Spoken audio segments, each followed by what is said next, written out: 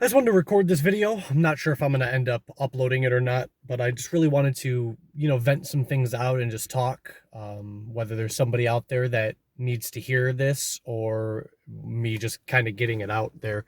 Um, but at the time of me recording this, it's been a rough few weeks and it feels bad because I feel like the last video that I uploaded, it's usually just me like talking about like negative stuff. And I hate that because my life is filled with so much positive and fun stuff. And I really do enjoy so many of the high highs.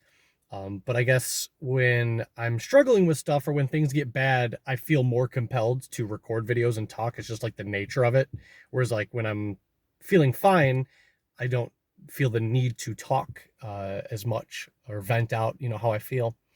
And I feel like that's something that everybody can relate to.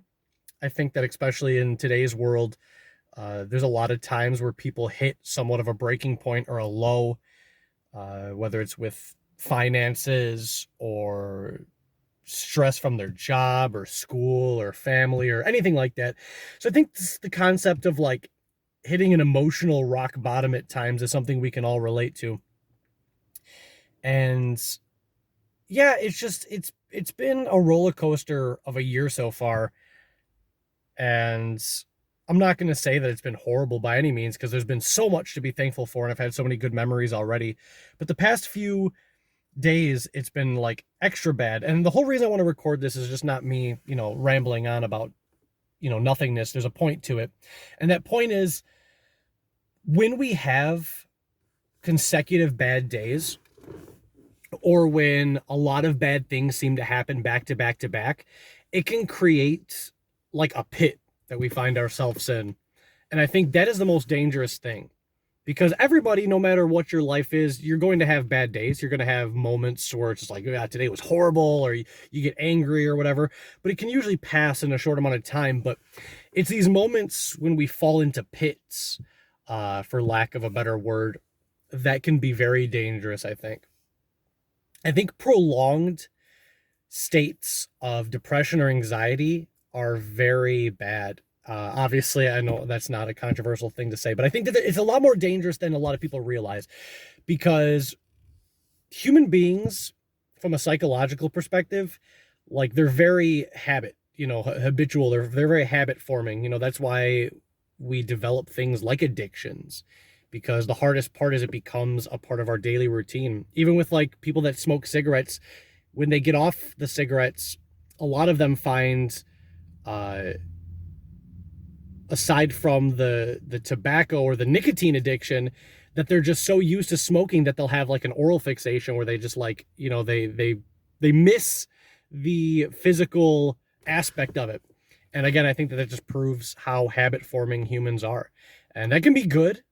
People can make good habits. There's always ways to make good habits, like waking up earlier, being more active.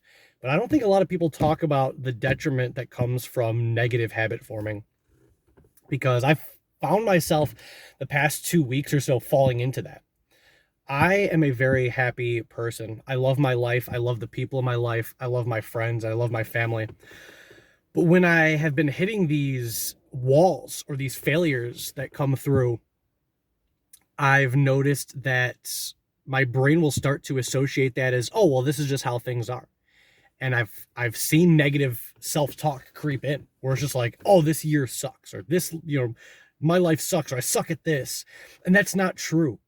And I have to recognize that that's not true.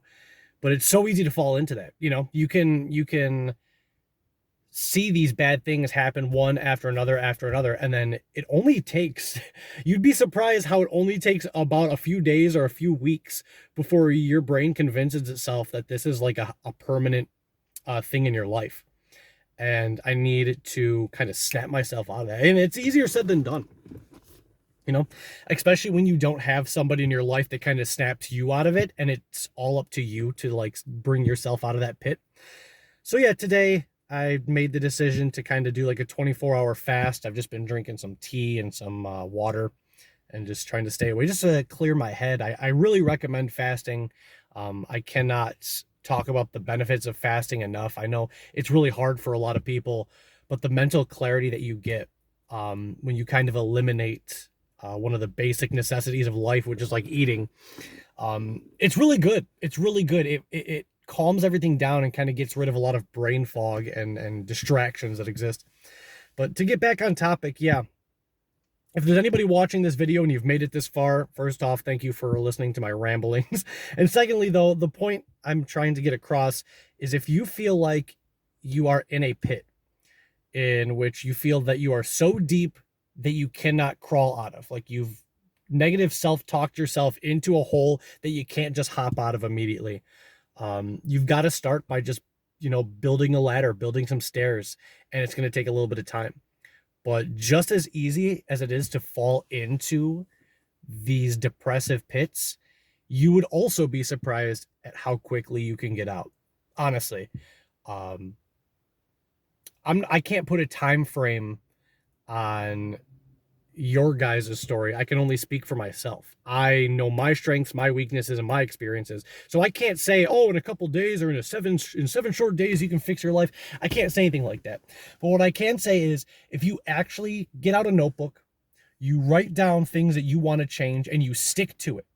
But don't beat yourself up if there are days where you miss your goals or you fall short of what you wanted to do. Don't let that be fuel to spiral you back in. Just be like, oh, okay, well, tomorrow then.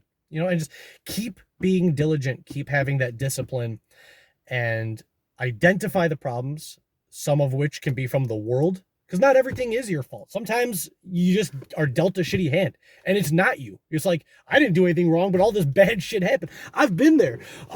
It's got to be a balance, because you also can't be like narcissistic and be like, well, I'm just perfect, and it's everybody else's fault all the time. You also have to have some level of introspection and, accountability.